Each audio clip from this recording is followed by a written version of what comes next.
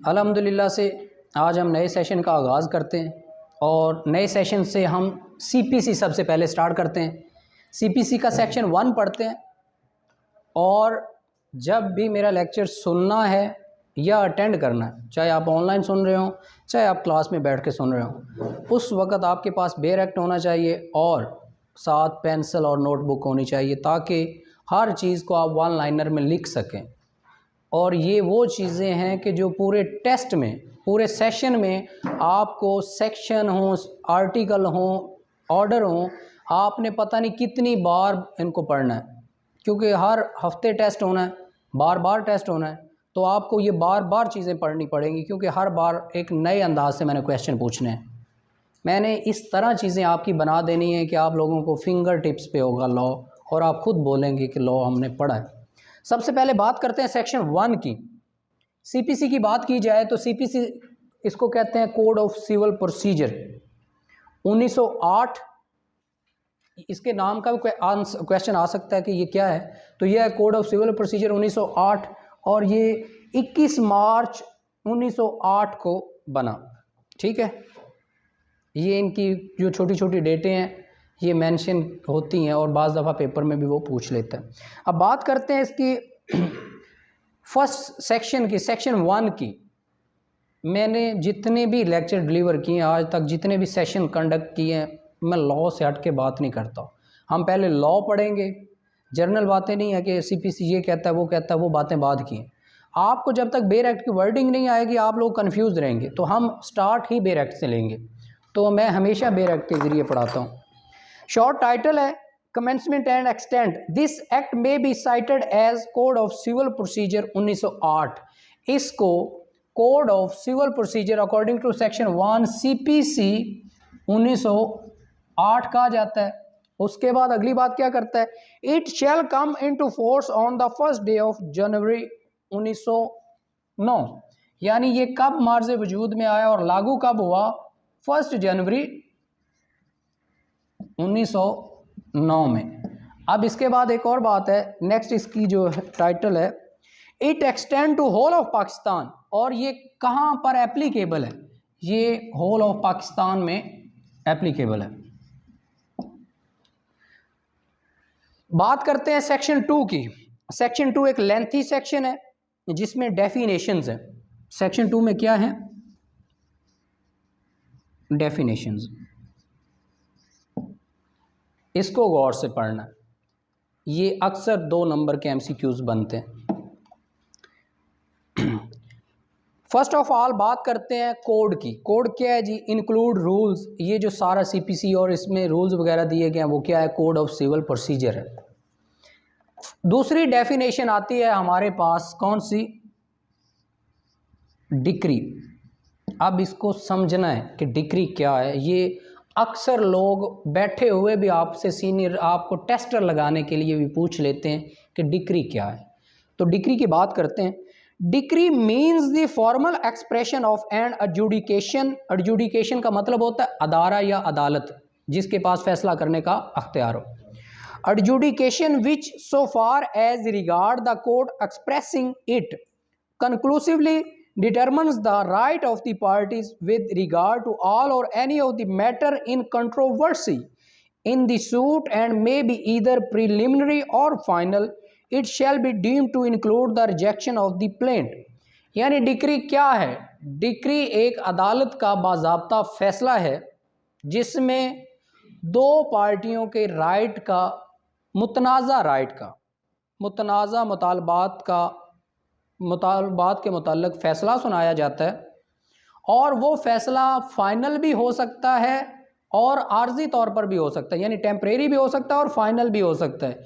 और डिक्री में एक और भी फ़ैसला शामिल है कि डिक्री में दावे का खारिज होना भी शामिल है। बात समझ आ गई। डिक्री अदालत का बाज़ाब्ता फ़ैसला है जिनमें 2 फ़रीक़ैन के मुतनाज़ा मामले पर फ़ैसला सुनाया जाता है और वो फ़ैसला आर्जी भी हो सकता है, मुस्तक़बिल भी हो सकता है, मुस्तकिल भी हो सकता है, और उसी फ़ैसले में दावे का खारिज होना भी शामिल हो सकता है। यानी बाज़ दफ़ा दावे के अखराज की भी डिक्री पास हो सकती है। ठीक है, डिक्री की समझ आ गई। अब हम बात करते हैं डिक्री होल्डर की। पहले हमने किसको पढ़ा? डिक्री को। अब पढ़ते हैं डिक्री होल्डर कौन है।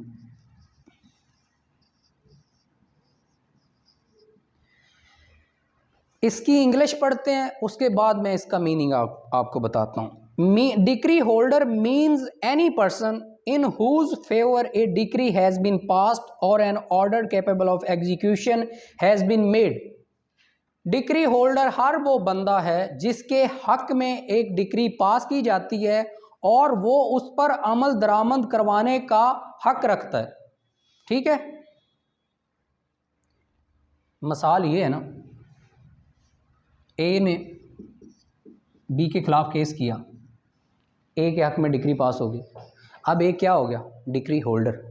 ठीक है, इसी के मुताबिक एक होता है जजमेंट डेब्टर। डिक्री होल्डर वो बंदा होता है जिसके हक में डिक्री पास की जाए। जजमेंट डेब्टर वो बंदा होता है जिसके खिलाफ जजमेंट पास हुई हो, डिक्री ऑर्डर या जजमेंट पास हुई हो। ठीक है, ये आगे आके आएगा 14-15 नंबर पे, लेकिन मैंने पहले ही बता दिया आपको 10 नंबर पे जजमेंट डेब्टर का। उसके बाद बात करते हैं जी डिस्ट्रिक्ट क्या है। पहले इसको पढ़ते हैं। District means the local limits of the jurisdiction of a principal civil court of original jurisdiction and include the local limits of the original civil jurisdiction of the high court. District क्या है? ज़िला क्या है? ज़िला एक civil अदालत की original jurisdiction है। फॉर एग्जांपल ये लाहौर है, इसकी सिविल कोर्ट कौन सी है? अवानी अदल है। अब शेखपुर है, उसकी जो मेन जो प्रिंसिपल सीट है वो कौन सी है? शेखपुर है। लेकिन फिरोज वाला क्या है? उसकी तहसील है। प्रिंसिपल सीट कौन सी है? शेखपुर है। यानी एक हदूद के अंदर जो सिविल कोर्ट है और जो उसकी प्रिंसिपल सीट है वो क्या है? डिस्ट्रिक्ट है, बाकी तहसीलें हैं। ठीक है, लाहौर का जितना भी केस होगा वो लाहौर के अंदर रहेगा, शेखपुरे के शेखपुरे के अंदर रहेंगे। हर डिस्ट्रिक्ट की जो ओरिजिनल जुरिडिक्शन है वो डिस्ट्रिक्ट मेन है और अपनी लोकल लिमिट्स के अंदर रहेंगे। फॉरेन जजमेंट फॉरेन कोर्ट कौन सी है? Foreign court means a court situate beyond the limits of the Pakistan which has no authority in Pakistan and it is not establish और continued by the federal government. Foreign court का मतलब है वो अदालत जो पाकिस्तान से बाहर काम करती है, या वो अदालत जो पाकिस्तान में काम करती तो है लेकिन फेडरल अदारे के अंडर नहीं है। वो कौन सी है? फॉरेन कोर्ट है। और फॉरेन जजमेंट क्या है? फॉरेन कोर्ट की जो जजमेंट है वो है फॉरेन जजमेंट। आगे पढ़ते हैं गवर्नमेंट प्लीडर की बात। शाह साहब समझ आ रही है?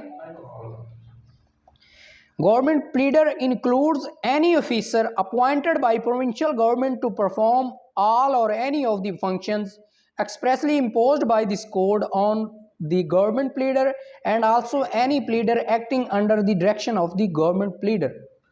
अब गवर्नमेंट प्लीडर कौन है? गवर्नमेंट प्लीडर, इसको बेसिकली हम एक और भी लफ्ज कहते हैं, सरकारी वकील। सरकारी वकील। अब सरकारी वकील कौन होता है? हर सूबाई हुकूमत, हर वो वकील जिसको सूबाई सरकार या सूबाई हुकूमत इलेक्ट करती है, अपॉइंट करती है, नॉमिनेट करती है, वो कौन है? गवर्नमेंट प्लीडर है। ADPP, DDPP, ये पंजाब के जो अटॉर्नी जनरल हुए हैं, ये सारे क्या हैं? सरकारी वकील हैं। हाँ, एक वो भी बंदा सरकारी वकील है जिसको सरकार, चाहे प्राइवेट वो वकील हो, लेकिन गवर्नमेंट उसको गवर्नमेंट का कोई टास्क दे दे, कोई केस दे दे, उस केस की हद तक भी वो बंदा क्या है? Government pleader. ठीक है, बात समझ आ गई? अब बात करते हैं जज कौन है। जज means the presiding officer of a civil court.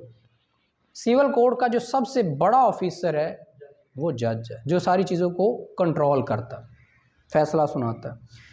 Judgement debtor कौन है? सॉरी, जजमेंट आ गया नीचे। Judgment means the statement given by the जज of the grounds of a decree और ऑर्डर। पहले हमने क्या पढ़ा था? डिक्री। डिक्री के बारे में मैंने बताया कि ये अदालत का एक बाज़ाब्ता फ़ैसला है जो दो पार्टियों के दरमियान मुतनाज़ा मसले पर सुनाया जाता है। ये फ़ैसला आर्जी भी हो सकता है और मुस्तकिल भी हो सकता है, और इस फैसले में दावे का खारिज होना भी शामिल है, यानी दावा खारिज भी किया जा सकता है डिक्री की बुनियाद पर। अब बात आ गई है जजमेंट की। जजमेंट, जज का वो फैसला है जो डिक्री और ऑर्डर के ग्राउंड पर दिया जाता है। ठीक है, समझ आ रही है अकील? बुनियाद पर, हाँ, डिक्री और ऑर्डर को देखते हुए जो जजमेंट, जो फाइनल फैसला दिया जाता है उसको क्या कहते हैं? जजमेंट। किसी चीज़ की समझ ना आए तो आपने वहाँ पे पूछ लेना है, ठीक है। जजमेंट डेप्टर कौन है? मैंने आपको आते ही बताया, डिक्री होल्डर का, यानी वो बंदा जिसके हक में डिक्री पास की जाए, और जजमेंट डेप्टर वो है जिसके खिलाफ डिक्री पास की जाए। तो अब बात आ गई है 10 पर। Judgment debtor means any person against whom a decree has been passed और an order capable of execution has been made. Legal representative कौन है?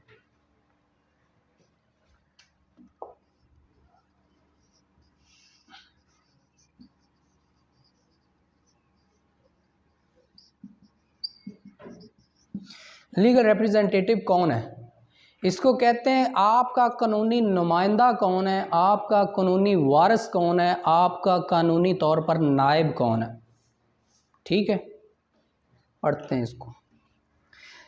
Legal representative means a person who in law represents the estate of a deceased person and includes any person who intermeddles with the estate of the deceased, and where a party sues or is sued in a representative character, the person on whom the estate devolves on the death of the party so suing or sued. Legal representative वो बंदा है जो मरने वाले के बाद उसकी मनकूला गैर मनकूला जायदाद के मुतल्लक तमाम कंट्रोल उसमें अमल दखल कर सकता है, उस पर केस कर सकता है, उस पर केस हो उसको डिफेंड कर सकता है, उसमें जितने भी फैसला जात हों वो लेने का। गार्डियन और चीज़ है, ये गार्डियन तो अपॉइंट किया जाता है ना, ये बाज़ लीगल रिप्रेजेंटेटिव जो है ना, गार्डियन तो कोई अपॉइंट करवाता है, ये वो तो लीगल रिप्रेजेंटेटिव कानूनी तौर पर वारिस बन जाते हैं, औलाद वगैरह। गार्डियनशिप और चीज़ में आ जाती है, ये और चीज़ में। बेसिकली अगर सिंपल वर्ड में देखा जाए दोनों सेम टर्म में आते हैं।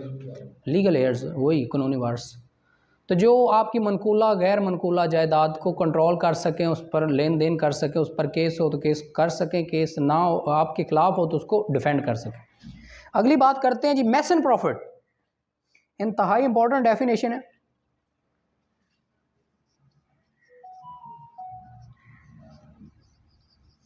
मैसन प्रॉफिट क्या है, इसको पहले पढ़ते हैं। Means a profit of property means those profit which the person in possession of such property actually received और might with ordinary diligence have received therefrom together with interest on such profits, but shall not include profit due to improvement made by the person in wrongful possession. Mesne profit वो मुनाफा है जो आप किसी की जायदाद पर नाजायज़ कब्ज़ा करने के बाद हासिल करते हैं। लिख रहे हैं ना साथ साथ, किसी की जायदाद पर नाजायज़ कब्ज़ा करने के बाद हासिल करते हैं। फॉर एग्जांपल ये बिल्डिंग है, 5 लाख इसका रेंट है, आप इस पर कब्ज़ा कर लेते हैं, वो रेंट आपको आना शुरू हो जाता है, वो 5 लाख क्या है? मैसन प्रॉफिट है। इस बिल्डिंग में 5 लाख जो रेंट आ रहा है वो क्या है? कब्ज़ा करने के बाद आपका हो गया, वो हो गया मैसन प्रॉफिट। लेकिन आप इसमें कोई फैक्ट्री लगा लेते हैं, फर्दर काम शुरू कर दे, उससे भी आपको 15-10 लाख जितना भी मुनाफा आना शुरू हो गया। वो जो फर्दर आपने इम्प्रूवमेंट उसमें की है ना, उससे जो आपको मुनाफा आ रहा है वो मैसन प्रॉफिट का हिस्सा नहीं है। बात समझ आ गई? प्रॉपर्टी से जो आ रहा है, उसका जो रेंट आ रहा है, जो अर्निंग आ रही है, वो मैसन प्रॉफिट, नाजायज़ कब्ज़ा करने के बाद मज़ीद भी एडिशन करते हैं, वो आपकी पर्सनल एफर्ट है। मूवेबल प्रॉपर्टी कौन सी है? इंक्लूड क्रॉप्स, ग्रोइंग क्रॉप्स, फसलें वगैरह जो एक जगह से दूसरी जगह जा सकती। अब बड़ी इंपॉर्टेंट और अहम डेफिनेशन आ रही है, ऑर्डर क्या है जी? ये मैंने बड़े अच्छी तरह से एक्सप्लेन किया हुआ है। ऑर्डर की डेफिनेशन पहले पढ़ते हैं। Order means the formal expression of any decision of a civil code which is not a decree. एक सिविल कोड का वो फैसला, वो हुक्म ऑर्डर है या हुक्म है जो कि डिग्री नहीं है। डिग्री के अलावा जो बाकी हुक्म है वो क्या है? ऑर्डर है। अब ऑर्डर की स्टेजेस समझो। आप गए, ए ने बी के खिलाफ क्या किया? केस फाइल कर दिया। ये क्या आ गई, फर्स्ट हेयरिंग आ गई, ठीक है। फर्स्ट हेयरिंग का ऑर्डर क्या होता है, नोटिस हो गया, ये उस केस का पहला क्या है, ऑर्डर है। दूसरी डेट पे होता है जी न्यूज़पेपर का ऑर्डर हो जाता है, ये क्या है, ऑर्डर है। तीसरी डेट पर हो जाता है जी स्टे ग्रांट हो जाता है, ये क्या है, ऑर्डर है।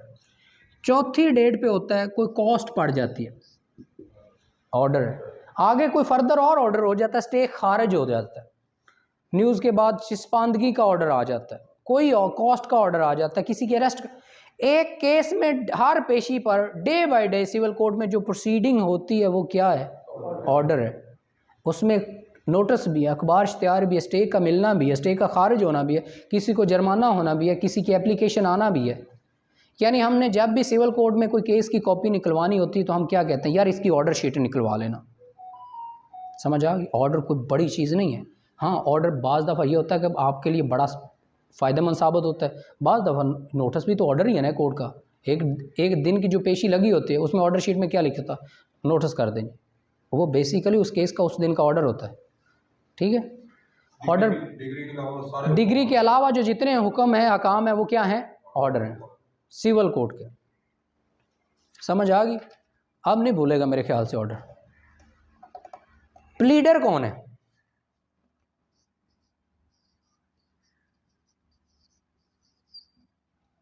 पहले इसको पढ़ते हैं।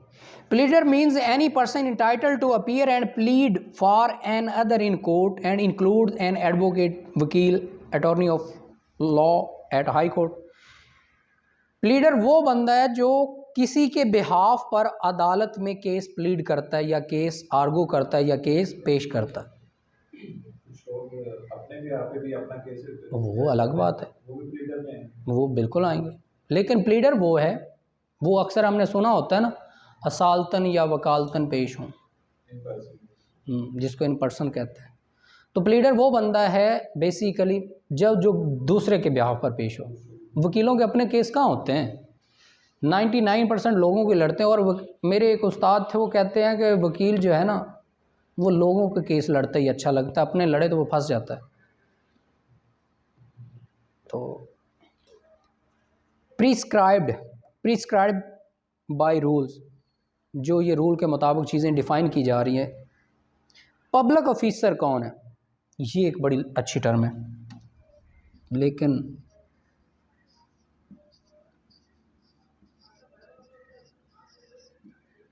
Public officer means falling under any of the following description, namely every जज, तमाम जज, चाहे वो सुप्रीम कोर्ट का ही क्यों नहीं है, चाहे वो सिविल कोर्ट का ही क्यों नहीं है, लोअर कोर्ट का सबसे वो जज है। Every person in the service of Pakistan, CSP officer भी क्या है, सरकारी मुलाजम है। उसके बाद इसकी सिंपल से आगे जितनी भी डेफिनेशन पढ़ते जाएंगे बात एक ही आएगी।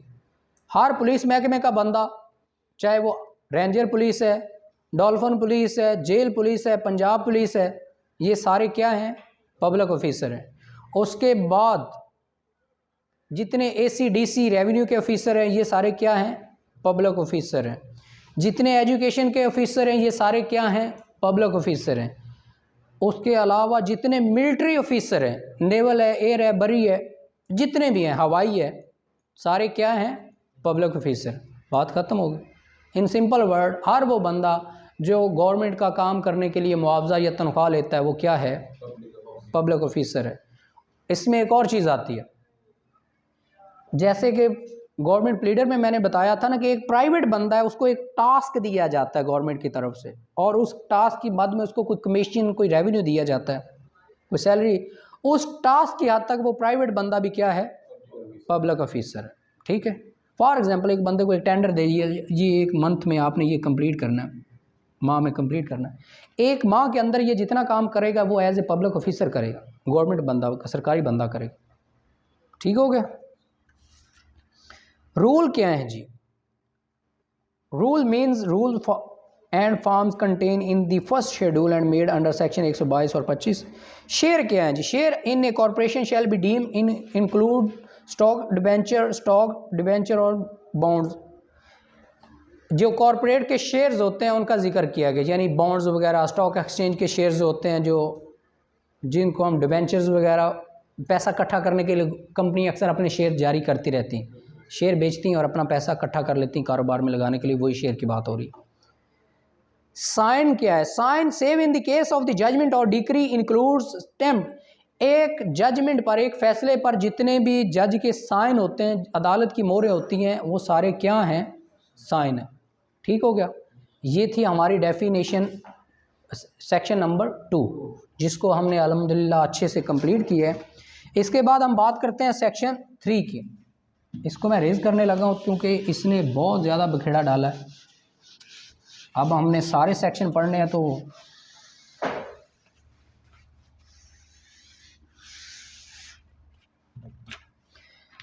सेक्शन 3 जी, subordination of courts.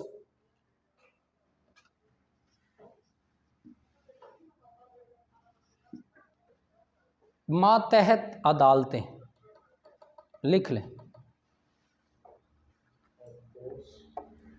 Subordination of courts, मातहत अदालतें। उर्दू में लिख देता हूँ, इंग्लिश में लिखने की ज़रूरत नहीं है, वो लिखा हुआ है आपके पास,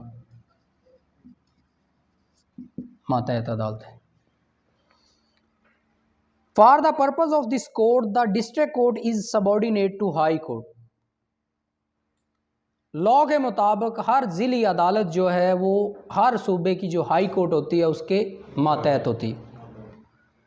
and every civil court of a grade inferior to of that district court and every court of small causes is subordinate to high court and district court. जो एक निचले दर्जे की सिविल कोर्ट्स हैं, मजिस्ट्रेरियल कोर्ट्स हैं, वो किसकी सबऑर्डिनेट हैं?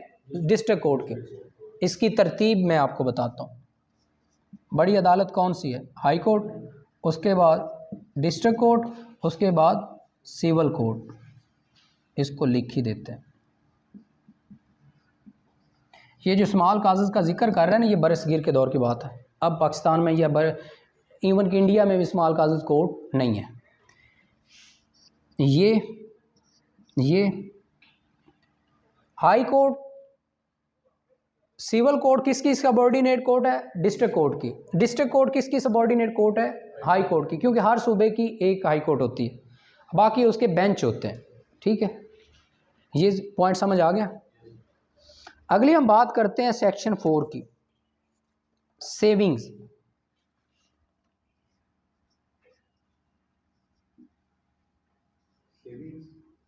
बताता हूँ। ये सेविंग बेसिकली इस्तिस्ना है।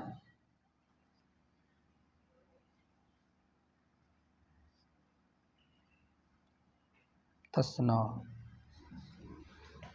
ठीक हो गया। यानी किस तरह सीपीसी में बाकी चीज़ों को या इनको एक दूसरे से इस्तिस्ना हासिल है।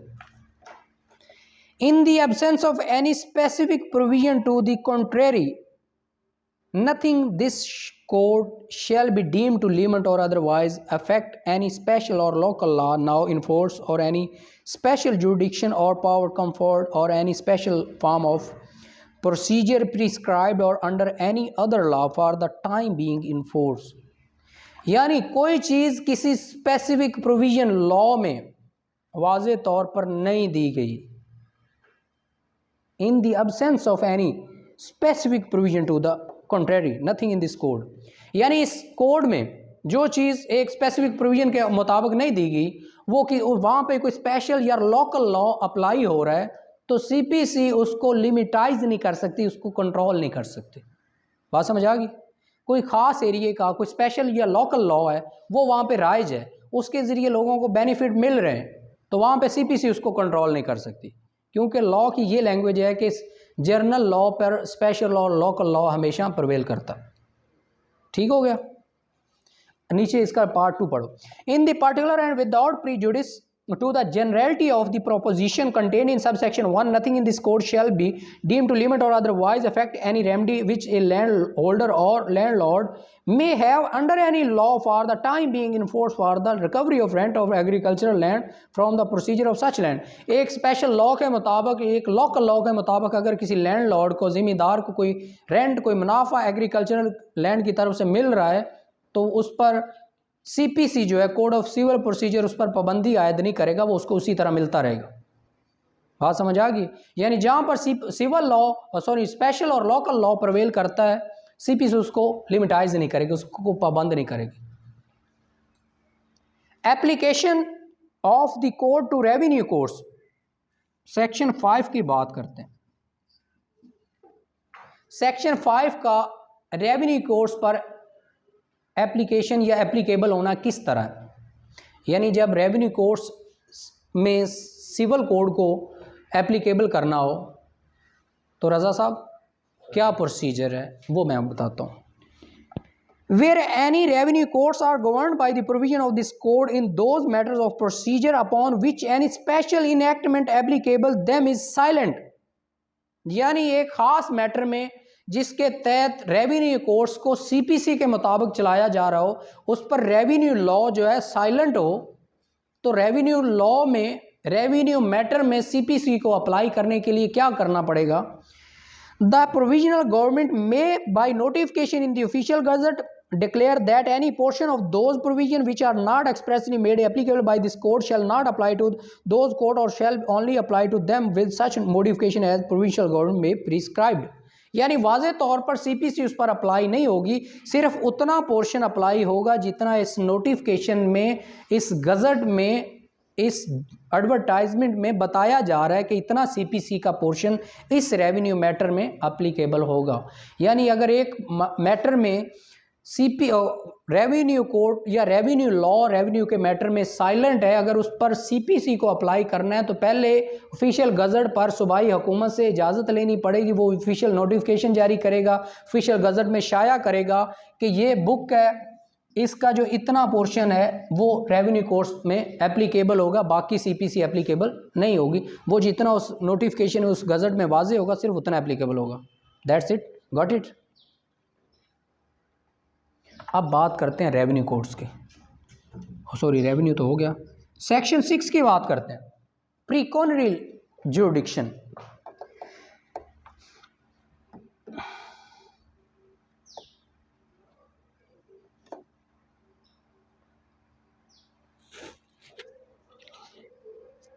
Save in so far as is provided for the Islamabad high court, नहीं ऊपर है, save insofar as is otherwise expressly provided, nothing herein contained shall operate to give any court jurisdiction over suits the amount or value of the subject matter of the which exceed the pecuniary limit if any of its ordinary jurisdiction।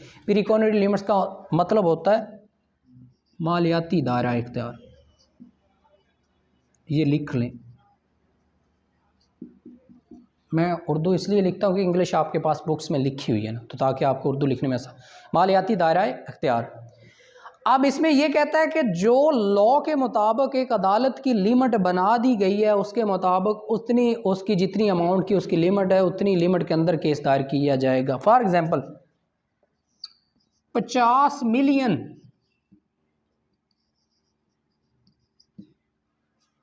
से कम का case civil court में दायर होगा। 5 करोड़ से 1 रुपया भी कम होगा तो वो केस कहाँ दायर होगा? सिविल कोर्ट में। 50 मिलियन हो या 50 मिलियन से ज़्यादा हो तो वो केस होगा डिस्ट्रिक्ट कोर्ट में। ठीक है, बात समझ आ गई? ओके हो गया। अब हम बात करते हैं सेक्शन 9 की, इसके बाद डायरेक्ट हम सेक्शन 9 पे जाते हैं।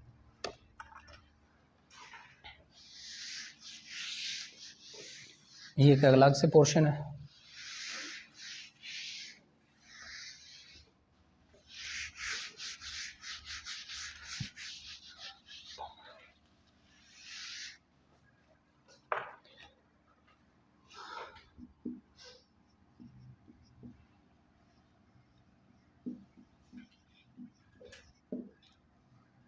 सेक्शन 9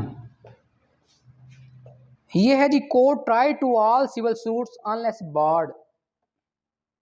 इसको पढ़ते हैं। The court shall have jurisdiction to try all civil suits of civil nature accepting suits of which their cognizance is either expressly or impliedly barred। Civil court जो है सेक्शन 9 के मुताबिक तमाम सिविल केस सुन सकती है सिवाय उनके जिन पर वाजे या गैर वाजे पाबंदी है। सेक्शन 9 से 12 तक पाबंदी है, इसको बाड़ कहते हैं। कुछ केसेस पर बाड़ लगा हुआ है, इसमें बाड़ उन्होंने बताया ना। सेक्शन 9 ये बताता है कि all civil suits are triable in civil courts except which are barred by the expressly और इम्प्लाइडली। यानी सिविल कोर्ट तमाम सिविल केसेस को सुनने का अख्तियार रखती है, लेकिन उन केसेस को नहीं सुन सकती जिन पर वाजे या गैर वाजे तौर पर पाबंदी आयद है। ठीक है, इसकी एग्जांपल मैं देता हूँ। Family suit basically civil nature का मसला है, लेकिन उसको फैमिली कोर्ट में दायर करते हैं। Banking case basically civil nature का मसला है, लेकिन बैंकिंग कोर्ट में दायर होता है। रेंट का मसला सिविल नेचर का मसला है, लेकिन रेंट कंट्रोलर के पास दायर होता है। और भी एग्जांपल है दे सकता हूँ, कंज्यूमर कोर्ट और भी बहुत से, लेबर कोर्ट, ये सारे क्या है सिविल नेचर ही है ना, लेकिन कहाँ जाते हैं अलग अलग अपनी अपनी डोमेन बनाई हुई है, क्योंकि उन पर वाजे तौर पर बताया गया कि ये इधर होगा। अब बाकी जो जितने भी मैटर बचते हैं वो किधर जाएंगे, सिविल कोर्ट में। ठीक है,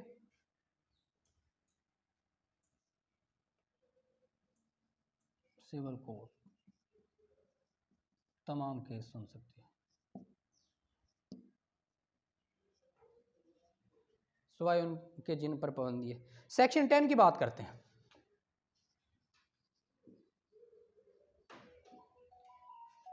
साइलेंट कर लो जिसका भी है।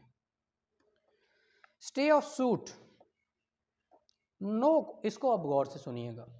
इस एक सेक्शन में मैंने 2 सेक्शन आपको बताने हैं, दूसरा मैंने नहीं पढ़ना, एक ही मैं पढ़ूंगा, 2 बताऊंगा आपको, और जहां जहां पे मैं बोलूंगा उसको अंडरलाइन करना है।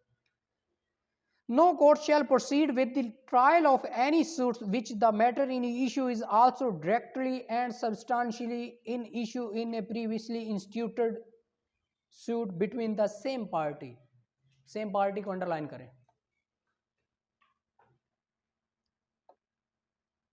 or between parties under whom they or any of them claiming litigating under the same title को अंडरलाइन करें।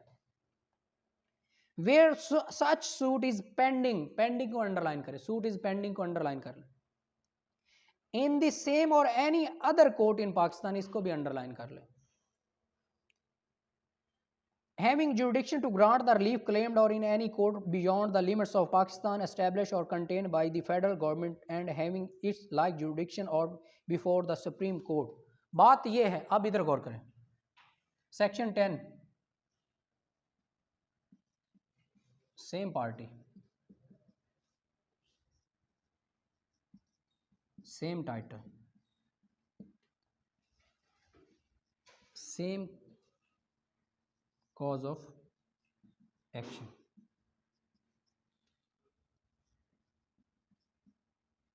same cause of action, jurisdiction in Pakistan, any court, Pakistan। Major चीज सूट इज पेंडिंग। सेक्शन 10 में कहता है कि वो पाबंदी लगाता है, स्टे लगाता है, किस पर? सेम पार्टी हो, सेम टाइटल हो, सेम कॉज ऑफ एक्शन हो, सेम जुरिडिक्शन इन पाकिस्तान हो, और केस जो है वो ऑलरेडी 2 पार्टियों के दरमियान पेंडिंग हो, तो उस तरह का नया केस आप दायर नहीं कर सकते। ठीक हो गया? कैसे? ए ने केस दायर किया बी के खिलाफ 5 लाख का, कि मैंने इससे ए ने कहा मैंने बी से 5 लाख रिकवर करना है। ए कहता है जी वो तो केस चल रहा है अभी, मैं पाकिस्तान के किसी और ज़िले में एक और केस दायर कर देता हूँ यही 5 लाख मांगने के लिए। वो पहला केस चल रहा था लाहौर में, ए क्या करता है इस्लामाबाद में एक नया केस दायर कर देता है सिविल कोर्ट में कि मैंने जी बी से 5 लाख लेना है। पार्टी कौन है? बी है। लेने किसने? ए ने। अमाउंट कितनी है? 5 लाख। यानी same party, same cause of action, same title A और बी वर्सेस फलां फलां। और उसके बाद जुरिडिक्शन क्या है पाकिस्तान का, जब एक बंदे से दूसरी बार एक चीज़ की डिमांड की जाएगी वो पहले केस की कॉपी उठा के अदालत के मुंह पे मारेगा, जनाब ये देखें ऑलरेडी ये तो मेरे से क्लेम कर रहा है, ये हमारा मैटर पेंडिंग है। लिहाजा कोर्ट कहेगी जो मैटर ऑलरेडी पेंडिंग है वो केस आप दायर नहीं कर सकते। इसमें क्या है, जो सूट ऑलरेडी फाइल हो चुका है, पार्टियों के दरमियान चल रहा है और पेंडिंग है, उस तरह का अकॉर्डिंग टू सेक्शन 10 केस नया दायर नहीं किया जा सकता। और सेक्शन 10 क्या कहता है, सेक्शन 10 ये कहता है रेस जुडिकाटा, और सॉरी 11, सेक्शन 11 की बात करते हैं। Same party same title same cause of action जुडिक्शन in Pakistan suit is already decided. दो पार्टियों के दरमियान केस चल रहा था, सेम पार्टियों के दरमियान केस क्या हो गया, डिसाइड हो गया। ए ने बी से 5 लाख का दावा किया कि मैंने बी से 5 लाख लेना है, वो केस हो गया जी ए के हक में, या ये कह लें कि बी के हक में हो गया। बी अदालत ने कहा नहीं जी आपके नहीं बनते। ए कहता है जी मैं दोबारा किसी और अदालत में केस दायर कर देता हूँ कि मैंने इससे 5 लाख लेना है।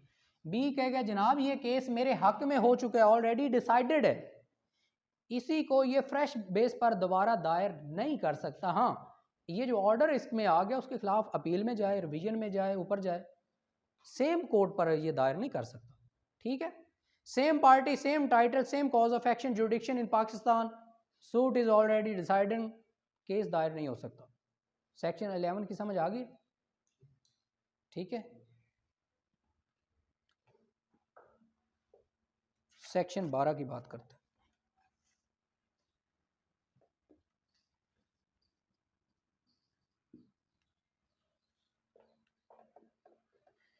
बार to further suit where a plaintiff is precluded, preclude का मतलब होता है मना करना, रोकना। Where a plaintiff is precluded by rules from instituting a further suit in respect of any particular cause of action, it shall not be entitled to institute a suit in respect of such cause of action in any court to which this code applies। यानी जो जिसमें CPC वाज़े तौर पर मुद्दई को मना करती हो कि आप उस तरह का दोबारा केस दायर नहीं कर सकते। पहला कौन है, 9 का, जिसमें वो कहता है कुछ केस ऐसे हैं जो सिविल कोर्ट में दायर नहीं हो सकते। दूसरी बात 10 सेक्शन 10 की कि same party same cause of action same title जुडिक्शन in Pakistan case already pending है, तो वो उस तरह का नया केस दायर नहीं कर सकते, मुद्दई को मना करती है। उसके बाद सेक्शन 11 आ गया, same title same party same cause of action जुडिक्शन in Pakistan case already decide हो चुका है, उस तरह का नया केस दायर नहीं कर सकती, हाँ उसको अपील में लेके जा सकती है। तो सेक्शन 12 ये कहता है कि जिन चीज़ों को वाज़ेह या गैर वाज़ेह तौर पर लॉ ने मना कर दिया है उस पर मुद्दई पर पाबंदी है कि वो उस तरह के केस दायर नहीं कर सकता। अगली बात करते हैं 12(2) की। 12(2) एक इंतहाई इंपॉर्टेंट सेक्शन है, इसी के सब पार्ट है। 12(2) के तहत होता क्या है कि एक जजमेंट की वैलिडिटी चेक की जाती है कि एक जजमेंट मेरे खिलाफ कैसे पास हुई है। अब 12(2) की एप्लीकेशन में एक और मसला होता है, लोगों को बाज़ दफ़ा क्वेश्चन आ जाता है कि 12(2) के तहत केस होता है, अपील होती है, रिट होती है या एप्लीकेशन होती है। सीपीसी को पढ़ो, गौर से पढ़ो, फोकस करो, सारे मैं पढ़ता हूँ। Where a person in challenging the validity of a judgment, decree or order on the plea of fraud, misrepresentation or want of jurisdiction, he shall seek his remedy by making an application to the court which passed the final judgment, decree or order and not by a separate suit। एक बंदा कहता है जी मेरे खिलाफ एक degree धोखे से, fraud से, मिसरेप्रेजेंटेशन से पास हुई है, मुझे पता ही नहीं था। उस डिग्री के लिए आप अलग से केस दायर नहीं करेंगे, बल्कि उसी अदालत में जाकर 12(2) की एप्लीकेशन देंगे। उस जो आपके ख़िलाफ़ फ़ैसला आया, आपको पता ही नहीं था, आपकी लाइल्मी में कोई फ़ैसला आ गया, जो आपकी लाइल्मी में फ़ैसला आ जाए, धोखे से आपके खिलाफ फ़ैसला आ जाए, उसी कोर्ट में जाके 12(2) की क्या देंगे, एप्लीकेशन। केस दायर नहीं करेंगे, बाकायदा लिखा हुआ है लॉ में कि एप्लीकेशन फ़ाइल करेंगे और अपनी रेमडी सीख करेंगे। जी मुझे पता ही नहीं था, फ्रॉड था या धोखा था या जो भी था, उसके लिए आप अलग से केस दायर नहीं करेंगे, 12(2) की एप्लीकेशन देंगे। अगर अदालत को आप मुतमिन कर लेते हैं तो अदालत उस डिग्री को क्या कर देगी, मनसूख कर देगी, कैंसिल कर देगी। ठीक हो गया। अब हम पढ़ने जा रहे हैं सेक्शन 15 से।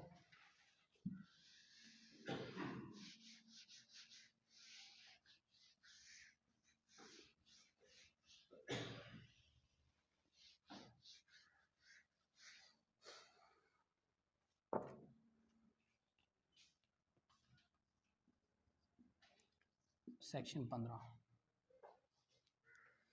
Court in which suit to be instituted every suit shall be instituted in the code of the lowest grade competent to try it. कोई भी सिविल केस है वो कहाँ दायर होगा? लोअर कोर्ट में, लोअर कोर्ट ऑफ सिविल की जो सबसे नीचे वाली अदालत होगी उसमें दायर होगा कोई भी केस है सिविल का। सेक्शन 16 की बात करते हैं।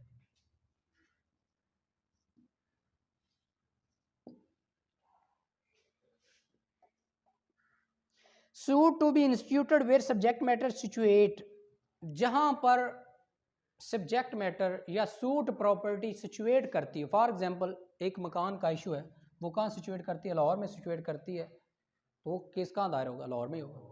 तो यानी एक सब्जेक्ट मैटर जहाँ पे सिचुएट करता है उसके मतलब कौन कौन से केस दायर हो सकते हैं, इसको पढ़ते हैं। For the recovery of immovable property with rent और without rent, for the partition of immovable property, for foreclosure or sale or redemption in the case of the mortgage of the or charge upon immovable property, for the determination of any other right to or interest in immovable property, for compensation for wrong to immovable property, for the recovery of movable property actually under distraint or attachment। अच्छा जी, बात वो ये करता है आपकी कोई property जहाँ पे है उसके मुताल्लिक आप कितने आपके उसकी रिकवरी का केस दायर कर सकते हैं, उसकी तकसीम का केस दायर कर सकते हैं, उसकी डिक्लेरेशन लेने का केस दायर कर सकते हैं, उसके मुताल्लिक कोई आपको नुकसान हुआ है उसकी रिकवरी का केस दायर कर सकते हैं, उसके मुताल्लिक आपकी कोई प्रॉपर्टी अटैच हुई है और उसकी नीलामी का ऑर्डर हो गया तो उसको रुकवाने का केस दायर कर सकते हैं, किसी से आपका वैसे कोई कॉन्ट्रैक्ट ब्रीच हो गया तो उसके लिए केस दायर कर सकते हैं।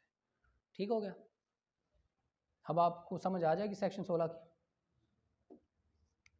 सेक्शन 17 इंतहाई important section, sued for immovable property situated within jurisdiction of different courts।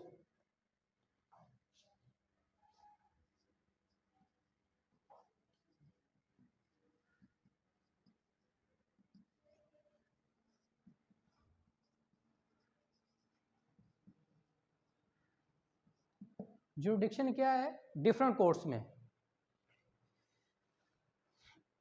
इसको पहले पढ़ते हैं फिर मैं एक्सप्लेन करता हूँ। पिछला लिख लिया?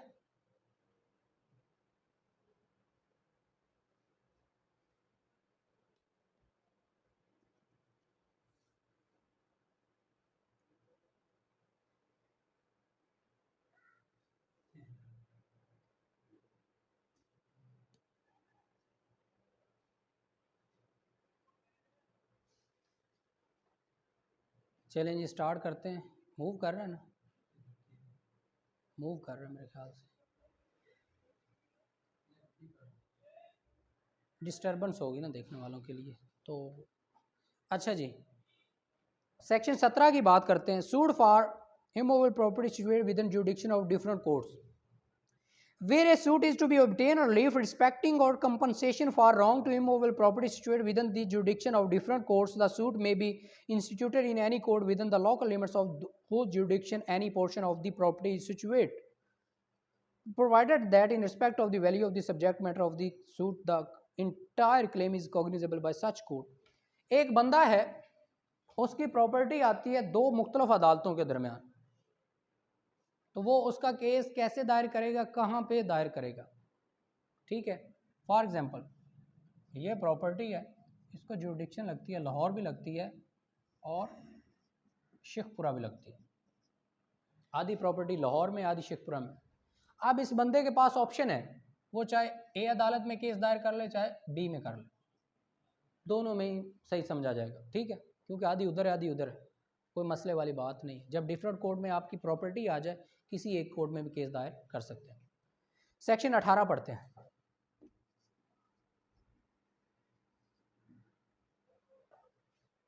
इंतहाई इंपॉर्टेंट सेक्शन है।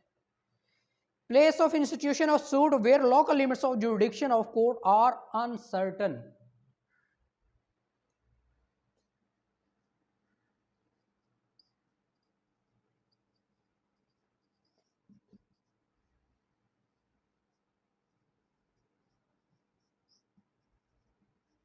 जुरिडिक्शन क्या है? अनसर्टन है। मिसाल इसकी सुने मेरे पास, ए बी सी, ये क्या है, केस प्रॉपर्टी है एक्स, एक्स है जी केस प्रॉपर्टी। अब पता ही नहीं चल रहा केस ए में दायर करना है, बी में करना है, सी में करना है, जुडिक्शन क्या है, अनसर्टन है, गैर मुतय्यन है, डिटरमिन ही नहीं है। ठीक है, अकील समझ आ रही है ना। जुडिक्शन का पता ही नहीं है कि कहाँ पे दायर करना है, तो आप बी में केस दायर कर देते हैं और बी रीज़न लिखेगी ऑर्डर में कि इस प्रॉपर्टी की जुडिक्शन डिटरमिन क्यों नहीं हो रही थी, फिक्स क्यों नहीं हो रही थी, अनसर्टेनिटी की रीज़न लिखेगी, उसके बाद केस एज इट एज चलाएगी जैसे विदन जुडिक्शन केस दायर किया जाता है। ठीक हो गया, आगे पढ़ते हैं।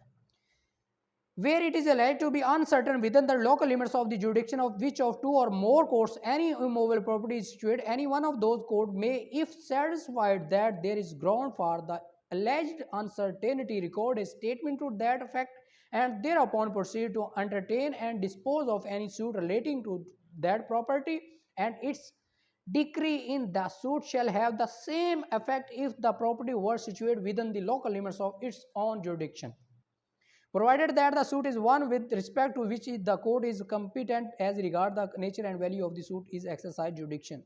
अब इसमें बात ये करता है वही जो मैं ऑलरेडी बता चुका, नेक्स्ट पैरा पढ़ते हैं।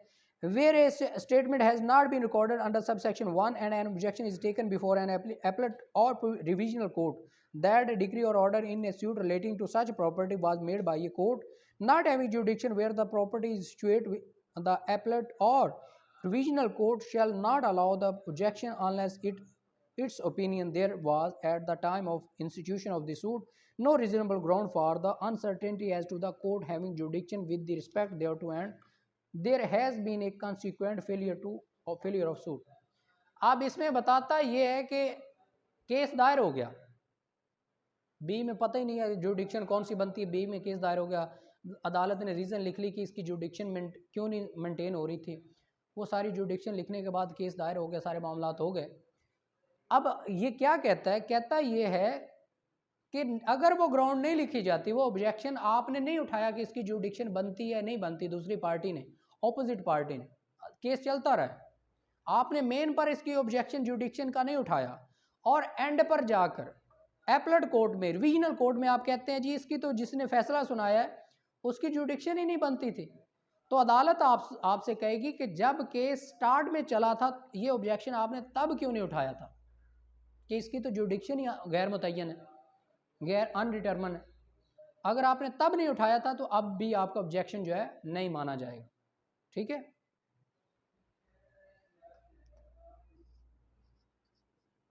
जब आप इस लेक्चर को दोबारा सुनेंगे ना अकेले बैठ के, तब आपको और चीज़ें ज़्यादा, बाज़ दफ़ा बंदा चीज़ें सुन सुन के ओवर हो जाता है, दिमाग थोड़ा सा। Section 19, suit for compensation for wrongs to person और movables, where a suit for compensation for wrong done to the person or to a movable property if the wrong was done within the local limits of the jurisdiction of one court and the defendant resides or carries on business or personal work for gain within the local limits of the jurisdiction of another court, the suit may be instituted at the option of the plaintiff in either of the said courts। अब इसमें बात क्या करता है, ज़्यादा move कर रहा है, अच्छा, सेक्शन 19 के मुताबिक किसी का लेन देन आपस में कोई कॉन्ट्रैक्ट वगैरह है तो सिविल रॉन्ग हुआ है, उसके खिलाफ कोई वो दावा करना चाहता है कंपनसेशन का, तो लॉ ये कहता है सेक्शन 19 के मुताबिक कि जहाँ पर ए रहता होगा, जहाँ पे मुद्दई रहता होगा वहाँ पे केस दायर होगा अकॉर्डिंग टू सेक्शन 19।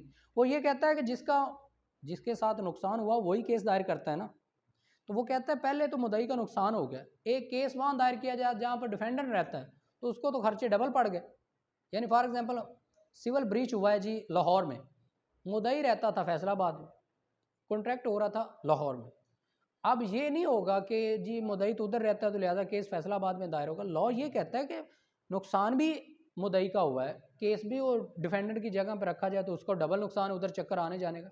लॉ ये कहता है कि अगर कोई सिविल ब्रीच होगा, कंपनसेशन का केस होगा जिसके साथ जहाँ पे कॉन्ट्रैक्ट हुआ होगा और जहाँ पे मुद्दई रहता होगा, मुद्दई की ऑप्शन है कि वो जहाँ पे मर्जी केस दायर करे, चाहे उधर भी करे इधर भी करे। एक पॉइंट और क्लियर कर दें कि लेट्स सपोज मुद्दई और जो दूसरा डिपेंडेंट है वो डिफरेंट सिटी से रह रहे हैं, मगर जो कॉन्ट्रैक्ट हुआ है इस प्रॉपर्टी का वो प्रॉपर्टी किसी और सिटी में है, वो प्लेंटिफ की ऑप्शन है, नीचे आप लास्ट लाइन पढ़ें, on the option of plaintiff. आप सेक्शन की लास्ट लाइन पढ़ें, वो कहता है लॉ वाज़े तौर पर कहता है on the option of plaintiff. Shah ji आ गया नज़र? At the option of plaintiff section 20 की बात करते हैं। क्लियर हो गया रजा? क्लियर है? Other suits to be instituted where defendant reside or cause of action arises, subject to limitation aforesaid, every suit shall be instituted in a court within local limits of jurisdiction.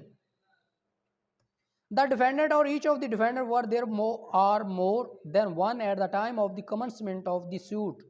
जब case बन रहा था, जब मामला चल रहे थे, actually and voluntarily reside or carries on business or personally work for gain, or any of the defendant were there are more than one at the time of the commencement of the suit, actually or and voluntarily provided that in the such case either the leave of the court is given, or the defendant who do not reside or carry on business or personally work for gain and aforesaid requests in such institution, or the cause of action wholly or part in arises.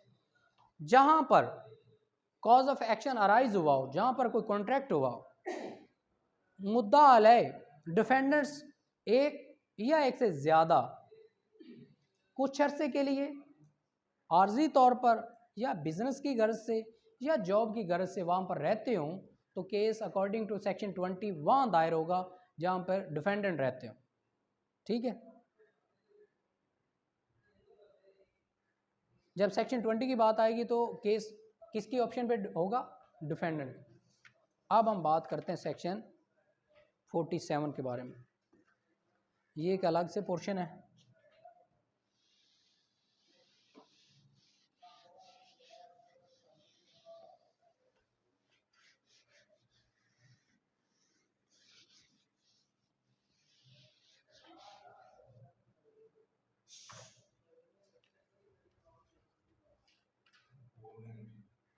तो छोड़ दें उनको, वो कर लेते,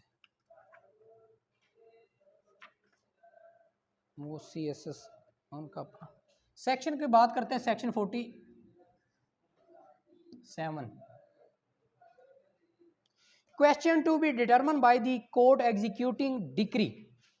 इसकी पहले base समझ लें।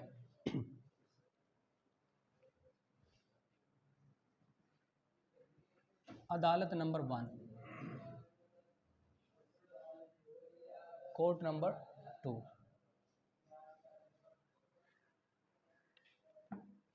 ये वो स्टेज है जहाँ पे केस दायर होता है, केस की डिग्री होती है किसी के खिलाफ। कोर्ट नंबर 1 पहली सिविल कोर्ट, एक डिग्री पास होगी तो उस पर अमल दरामद करवाने के लिए वो दूसरी कोर्ट में इजरा के लिए हम सेंड कर देते हैं। अब जब इजरा में आ गई है, उस पर अमल दरामद करवाया जा रहा है, तो लॉ ये कहता है कि उस डिग्री के दौरान आपके जितने भी तनाज़ात, जितने भी क्वेश्चन, जितने भी एतराज़ात अराइज होते हैं, वो इसी जगह पर होंगे। उसके लिए आप अलग से केस दायर नहीं कर सकते। बात समझ आ गई? तो ये सारी ऑप्शन है। वो कहता ये है कि अगर, इसको पहले पढ़ते हैं, ये इसका स्केच मैंने अब आपको दे दिया, अब इसका लॉ मैं आपको बताता हूँ। All question arising between the parties to the suit in which the decree was passed or their representative and relating to the execution, discharge or satisfaction of the decree shall be determined by the court executing the decree and not by the separate suit। यानी आपको कोई एतराज़ है degree की इजरा में, जो आपके खिलाफ फैसला आया उस पर जब अमल दरामद हो रहा है। फॉर एग्जाम्पल, अली ने जैन पर केस किया, जैन के खिलाफ केस हो गया 5 लाख का, 5 लाख की रिकवरी का केस हुआ जब, तो एग्जीक्यूशन में एग्जीक्यूटिंग कोर्ट ने आपके पीछे बंदे लगा दिए, इस बंदे को पकड़ के लाओ या इसको नोटिस करो कि जी इसका जवाब दे कि 5 लाख ये कब दे रहा है। जैन आके कहता है तो ये तो 5 लाख बनते ही, ये सरासर गलत है, जितने भी मामला हैं मैं तो इसके खिलाफ केस करूँगा, मैं तो ये पैसे नहीं दूंगा। लॉ ये कहता है कि आप केस करो, बातें करो, जो मर्जी करो, लेकिन इसी अदालत में रह के आप कर सकते हैं। उसके लिए अलग से केस आप दायर नहीं कर सके। आपके जितने भी एतराज़ात हैं वो इसी जगह पर हल होंगे, सुने जाएंगे। उसके लिए अलग से आपका केस नहीं सुना जाएगा। ठीक हो गया? द कोर्ट में subject to any objection as to limitation और jurisdiction a proceeding under this section as a suit or a suit as a proceeding and may if necessary order payment of any additional court fees. यानी additional court fees का order हो सकता है, जुडिक्शन का order हो सकता है कि इसकी जुडिक्शन नहीं बनती थी, इस केस की प्रॉपर कोर्ट फीस नहीं लगी हुई थी, या इसमें ये मामलात मिसिंग थे, जो भी आपके एतराज़ात हो गए वो कहाँ डील होंगे, executing court. Question to be determine by the executing court, ये इसका टाइटल. सेक्शन 75 समझ आ रही है.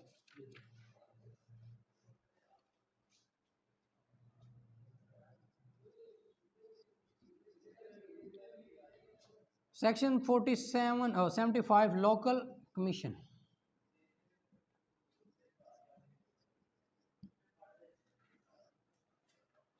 लोकल कमीशन अपॉइंट करने की पावर किसके पास है? Power of court to issue local commission और इशू कमीशंस. अब लोकल कमीशन कोई प्राइवेट बंदा भी हो सकता है, कोई प्राइवेट वकील भी हो सकता है, अदालती अमला भी हो सकता है. ठीक है. Subject to such condition and limitation as may be prescribe the court में इशू कमीशन. कमीशन के 4 काम हैं. पहला काम क्या है? Examination any person, to make a local investigation, to examine और एडजस्ट अकाउंट्स और टू मेक ए पार्टीशन. पहला क्या है जी? पर्सन की जांच पड़ताल करना. फॉर एग्जांपल एक केस में एक बंदे के बारे में पता करना होता है कि इस बंदे का पता किया जाए ये जिंदा भी है कि नहीं है. लोकल कमीशन अपॉइंट किया जाता है उस सिविल केस में. लोकल कमीशन के पास सिर्फ और सिर्फ एक अख्तियार होता है, उसने जो ऑब्जर्व करना है उसकी रिपोर्ट अदालत में सबमिट करवानी. ना वो फैसला कर सकता है, ना वो कुछ कर सकता है, ना वो क्रिमिनल इन्वेस्टिगेशन कर सकता है. उसको जिस काम के लिए डिप्यूट किया गया उसने उसके मुतालिक सिर्फ रिपोर्ट अदालत में सबमिट करनी होती है. To examine any person. उसके बाद तीसरी वो बात करता है to make a local investigation. Local investigation का मतलब ये है कि एक प्रॉपर्टी है, इस प्रॉपर्टी के मुतालिक तनाज़ा है, वो कहता है जी ये जो दरवाज़ा है ये मेरे घर के सामने लगा रहा है. दूसरा बंदा कहता है मैं इसके घर के सामने नहीं लगा रहा, मैं तो बाज़ार में लगा रहा हूँ. तो अदालत क्या करती है? लोकल कमीशन अपॉइंट कर देती है कि इसकी इन्वेस्टिगेशन करके आओ कि आया ए सच्चा है या बी सच्चा है. वो जहाँ देखेगा कि ए कह रहा है कि दरवाज़ा मैं तो अपनी जगह पे लगा रहा हूँ, बी कह रहा है कि मेरी जगह पे लगा रहा है, तो वो उसको सारे मंजर को, सारी सीन को देखेगा, उसकी इन्वेस्टिगेशन करेगा. वो जो भी ऑब्ज़र्व करेगा, अगर वो सही हुआ ए तो ए के हक़ में लिख देगा, बी सही हुआ तो बी के हक़ में. वो उसने जो ऑब्ज़र्व करना है वो रिपोर्ट अदालत में सबमिट करनी है. ये सारी चीज़ें बताने वाली नहीं है, लेकिन मैं आपको लॉ पॉइंट ऑफ व्यू से, प्रैक्टिस पॉइंट ऑफ व्यू के हवाले से बता रहा हूँ. इंशाअल्लाह अज़ीज़ जब आप सेशन कंप्लीट करेंगे तो वो जो मैं बात करता हूँ कि आप कुछ वकला से बेहतर होंगे, तो इंशाअल्लाह अज़ीज़ इसी तरह बेहतर होंगे. टू एग्जामिन और एडजस्ट अकाउंट. एडजस्ट अकाउंट का मतलब ये है कुछ लोगों के दरमियान लेन देन का इशू है, वो कहता है मेरे इतने बंदे अकाउंट्स का कोई इशू है, तो अदालत लोकल कमीशन अपॉइंट कर देगी कि इनको जितना जितना बनता है उनको दे दें. ठीक है. अकाउंट्स देख के एक रिपोर्ट सबमिट करवाएं कि असल में है क्या, मसला क्या है, अकाउंट्स का इशू क्या है. चौथी बात है वो कहता है पार्टीशन. एक प्रॉपर्टी के 4 हिस्सेदार हैं, 1 2 3 4, ये तीनों आपस में तकसीम कर रहे हैं, चौथे को मिला ही नहीं रहे. चौथा अदालत का दरवाज़ा आके खटखटाता है कि जनाब हम 4 हिस्सेदार हैं, ये मुझे दे ही नहीं रहे. तो अदालत लोकल कमीशन को अपॉइंट करेगी कि इस ज़मीन की पार्टीशन की रिपोर्ट बनाओ, जो बनती है मुझे बताओ ताकि मैं उस पर फैसला करूँ. ठीक हो गया. लोकल कमीशन का पॉइंट क्लियर है. सेक्शन आती है 96.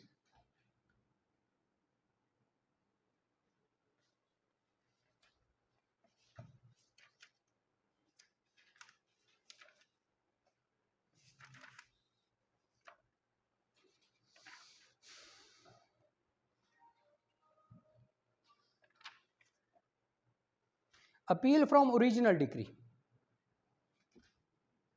इस अपील फ्रॉम ओरिजिनल डिक्री है, लेकिन इसको फर्स्ट अपील भी कहते हैं, इसको इब्तदाई अपील भी कहते हैं. ठीक है. इसको पढ़ते हैं. जब भी अपील का जिक्र आएगा, फर्स्ट अपील या अपील फ्रॉम डिग्री के ख़िलाफ़ जब भी जिक्र आएगा तो इसके साथ हम ऑर्डर 41 भी पढ़ेंगे. ठीक है. इसमें डेफिनेशन बताई गई है. ऑर्डर 41 में इसका सारा प्रोसीजर बताया गया. ये हमारे सिलेबस का हिस्सा है ऑर्डर 41, वो भी हम इंशाअल्लाह अज़ीज़ आगे आके पढ़ेंगे. से where otherwise expressly provided in the body of this code or by any other law for the time being in force, an appeal shall lie from every decree passed by any court exercising original jurisdiction to the court authorized to hear appeals from the decisions of such court. कोई भी degree अपनी original jurisdiction में जो पास की जाती है उसके खिलाफ अपील हो सकती है.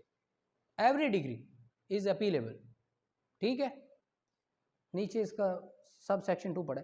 एन अपील में lie from an original decree passed ex parte. यक तरफा डिग्री के खिलाफ भी अपील की जा सकती. No appeal shall lie from a decree passed by the court with the consent of the parties. एक अपील के खिलाफ एक डिग्री के खिलाफ अपील नहीं हो सकती और वो है कंप्रोमाइजिंग अपील डिग्री. यानी ए ने बी के खिलाफ केस किया कि ये मेरा हाउस है, बी कहता है जी ठीक है हमारा कंप्रोमाइज़ हो गया, ये डिग्री इसके हक में पास कर दी जाए. जो म्यूचुअल अंडरस्टैंडिंग से दोनों पार्टियों की रजामंदी से डिग्री पास की जाएगी उसके खिलाफ अपील नहीं हो सकती.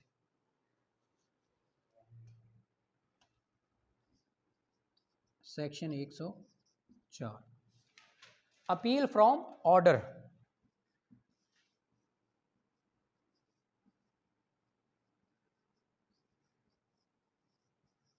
हुक्म के खिलाफ appeal.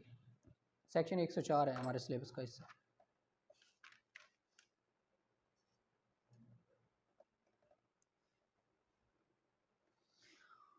An appeal shall lie from the following orders and save as otherwise expressly provided in the body of the code by any law for the time being enforced from no other orders. यानी mostly order के मुतालिक मेरी यही राय है कि हर order के खिलाफ appeal हो सकती है. आगे पढ़ते हैं. इसका एक और मैं बताता हूँ. ये नीचे कुछ चीज़ें लिखी हुई, इन सेक्शंस को रट्टा मार लें. अब ये है केस, ए ने केस किया बी के खिलाफ. ठीक है, इधर गौर करें सारे. ए ने केस किया बी के खिलाफ, ये हो गया ऑर्डर पास. इस ऑर्डर के खिलाफ आप चले गए अपील में.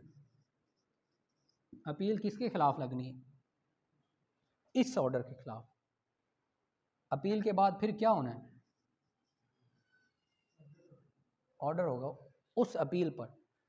अब जो ये ऑर्डर है ना, अपील में फर्दर ऑर्डर हुआ है, उस पर अपील नहीं होगी.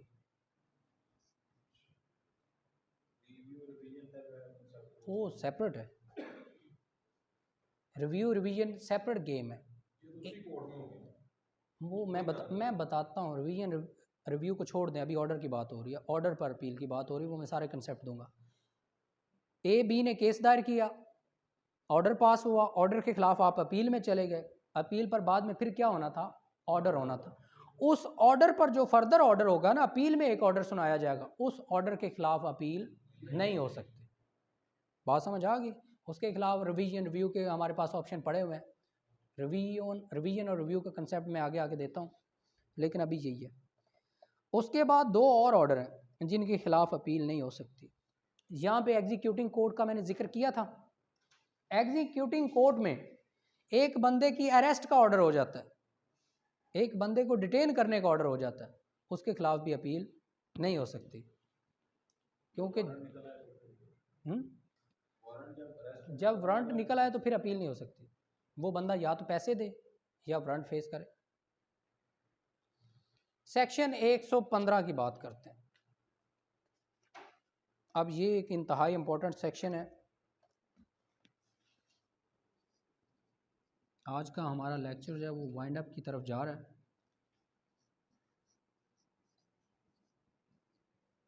रिवीजन, उर्दू में इसको कहते हैं निगरानी.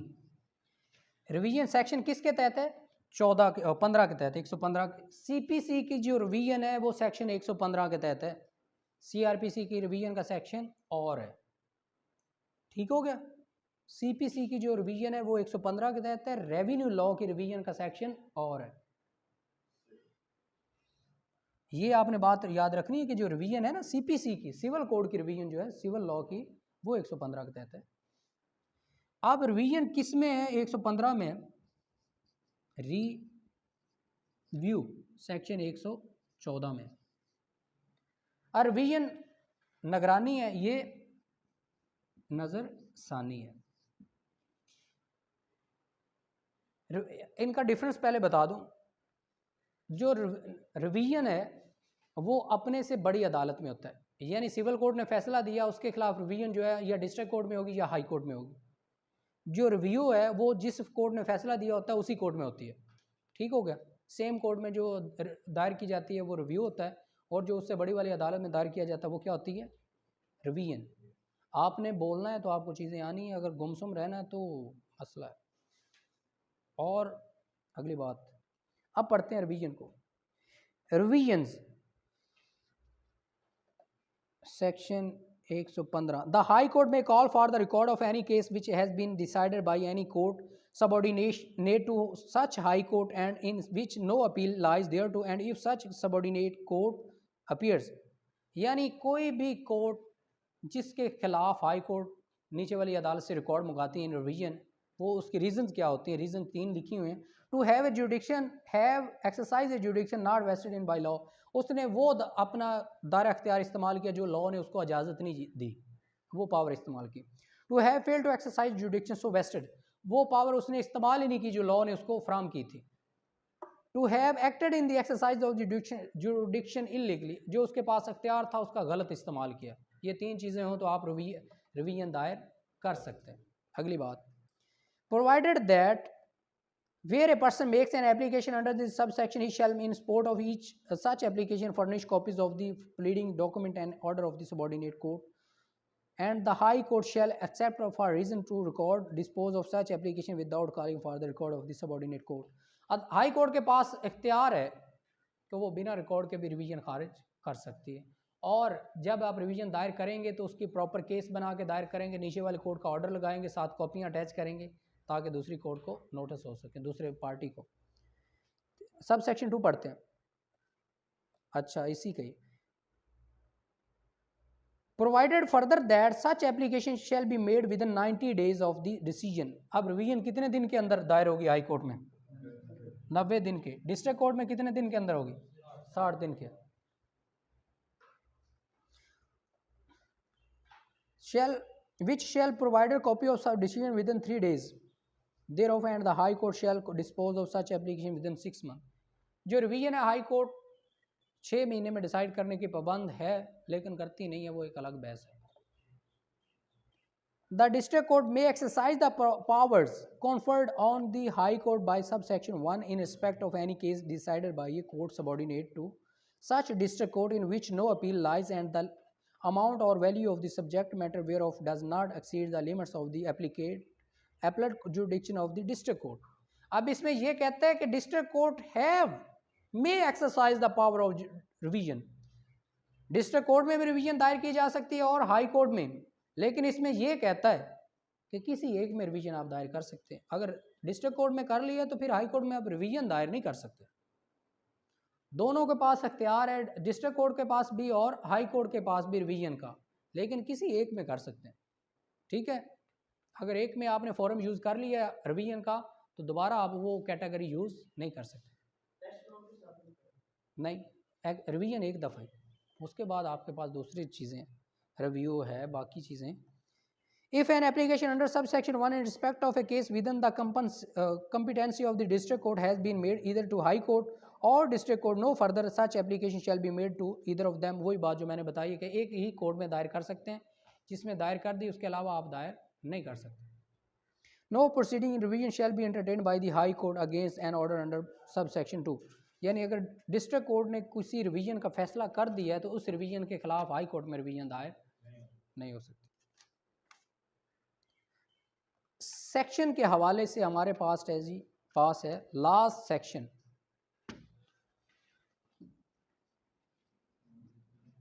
151, ये है जी inherent power.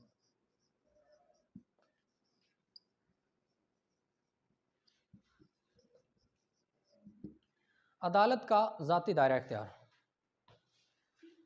Nothing in this court shall be deemed to limit or otherwise affect the inherent power of the court to make such order as may be necessary for the end of justice or the prevent abuse of the process of the court।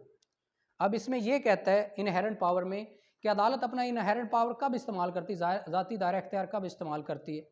जब अदालत को ये लगे कि CPC किसी खास point पर totally silent है, तो वहाँ पर अदालत क्या करेगी, अपना दायरा इख्तियार इस्तेमाल करेगी और उसके दो मकसद होंगे।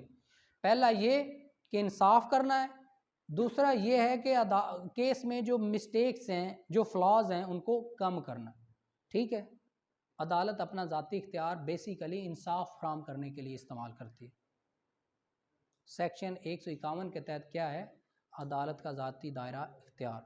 ये था हमारा सेक्शन के हवाले से आज लेक्चर, अल्हम्दुलिल्लाह जिसको हमने अच्छे से कंप्लीट किया है। इसके मुतल्लक यही है कि इसको एक बार जाके खुद सुनिएगा, और जब आप सुनेंगे आपके जो वन लाइनर नोट्स हैं ये आपको हेल्प आउट करेंगे, और मज़ीद सुनने के साथ आपकी कुछ चीज़ें ऐड हो जाएंगी। जब हमारा इस वीक के लास्ट पर टेस्ट कंडक्ट होगा तो आपको पता चलेगा। पहले टेस्ट में आपको टेस्टर थोड़ा सा इसलिए लगेगा कि आपको आइडिया नहीं होगा कि क्वेश्चन किस तरह से आ सकता है। जब आप उसको एक दफ़ा पढ़ेंगे दोबारा आपको पता होगा कि हमने CPC अब तैयार कैसे करनी। ठीक हो गया? तो इंशाअल्लाह अज़ीज़ नेक्स्ट लेक्चर में मिलते हैं।